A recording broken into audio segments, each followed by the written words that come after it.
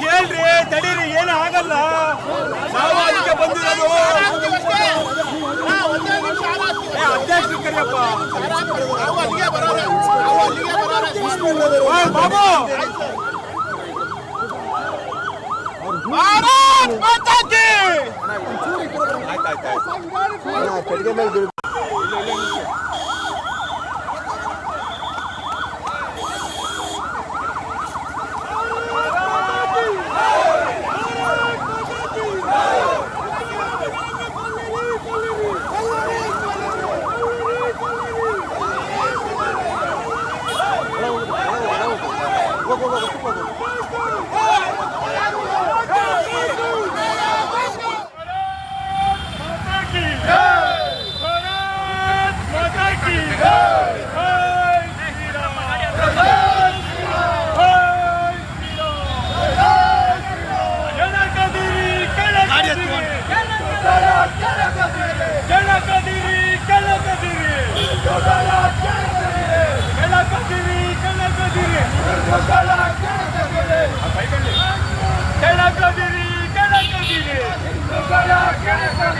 ಕೆಳಗಿದರೆ ರಕ್ತಪಾತ ಖಂಡಿತ. ಜೈ ಜೈ ಜೈ ಜೈ ಗೋ ಮಾತಾ. ಜೈ ಕಾಶ್ಮೀರ. ಜೈ ಜೈ ಕಾಶ್ಮೀರ. ಜೈ ಜೈ ಜೈ ಕಾಶ್ಮೀರ. ಜೈ ಜೈ ಜೈ ಜೈ ಕಾಶ್ಮೀರ. ಭಾರತ್ ಮಾತಾ ಕೀ ಜೈ. ಭಾರತ್ ಮಾತಾ ಕೀ ಜೈ.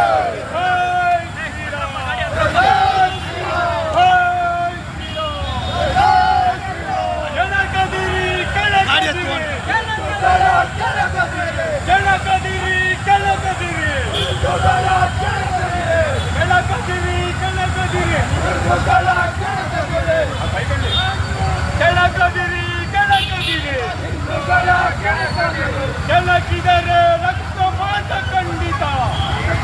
ರಕ್ತಪಾತ ಖಂಡಿತ. ಜೈ ಜೈ ಜೈ ಜೈ ಗೋ ಮಾತಾ.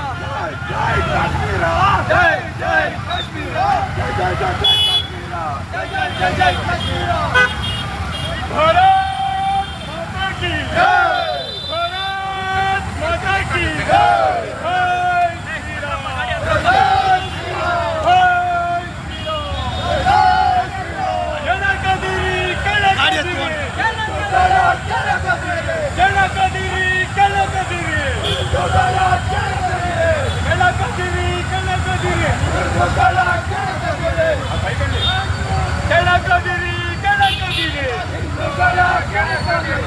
ಕೆಳಗಿದರೆ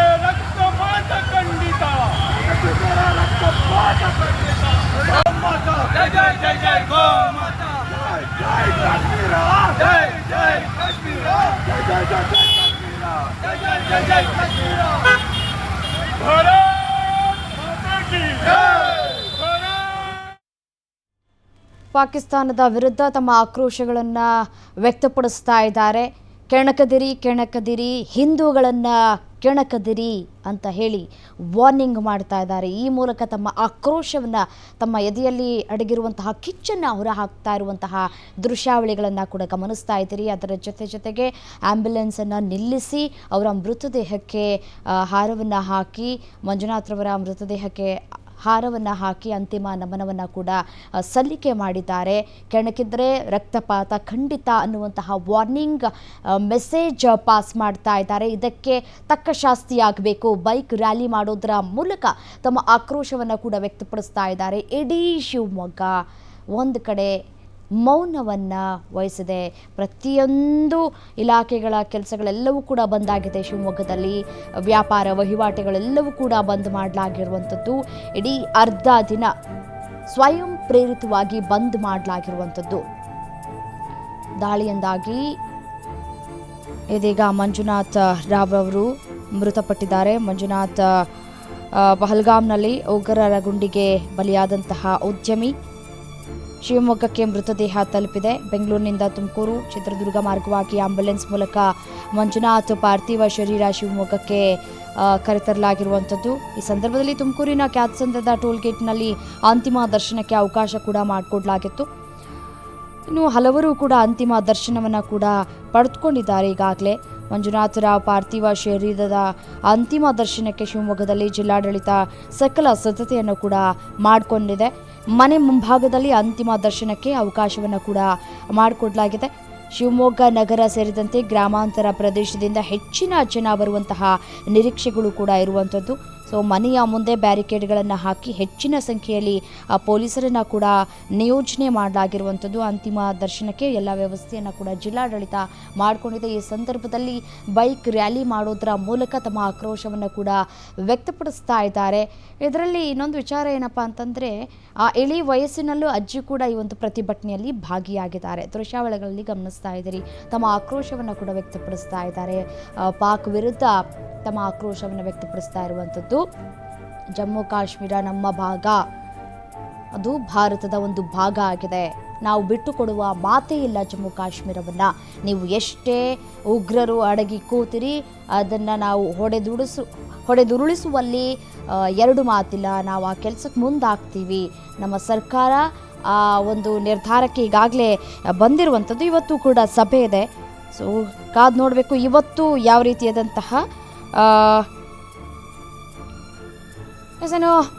ಭರತ್ ಭೂಷಣ್ ಅವರ ಅಂತಿಮ ದರ್ಶನವನ್ನು ಪಡೆದುಕೊಳ್ತಾ ಇದ್ದಾರೆ. ನಮ್ಮ ರಾಜ್ಯಪಾಲರು ಗೆಹ್ಲೋಟ್ ಅವರು ಅಂತಿಮ ದರ್ಶನವನ್ನು ಪಡೆದುಕೊಳ್ತಾ ಇದ್ದಾರೆ. ದೃಶ್ಯಾವಳಿಗಳಲ್ಲಿ ಗಮನಿಸ್ತಾ ಇದ್ದೀರಿ, ಹೂಗುಚ್ಛ ಹಾಕಿ ಅಂತಿಮ ದರ್ಶನವನ್ನು ಕೂಡ ಪಡೆದುಕೊಂಡಿದ್ದಾರೆ ರಾಜ್ಯಪಾಲ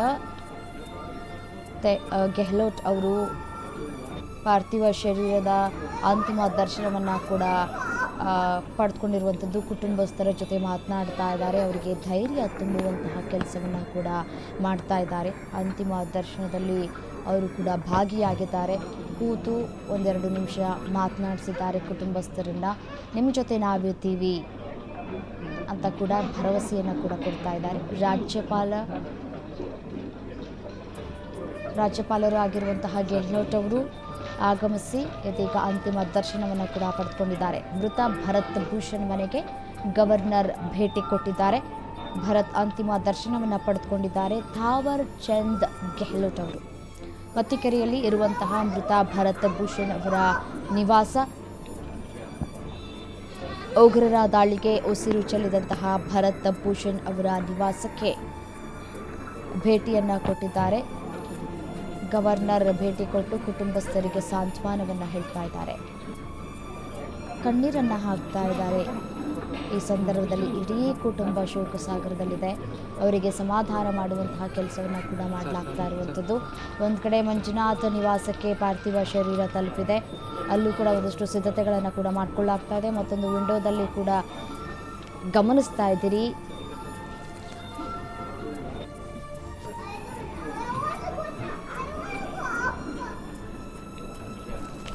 ಭೂಷಣ್ ನಿವಾಸಕ್ಕೆ ರಾಜ್ಯಪಾಲರ ಆಗಮನ ಆಗಿರುವಂಥದ್ದು. ಅವರ ಕುಟುಂಬಸ್ಥರಿಗೆ ಸಾಂತ್ವನವನ್ನು ಹೇಳ್ತಾ ಇದ್ದಾರೆ.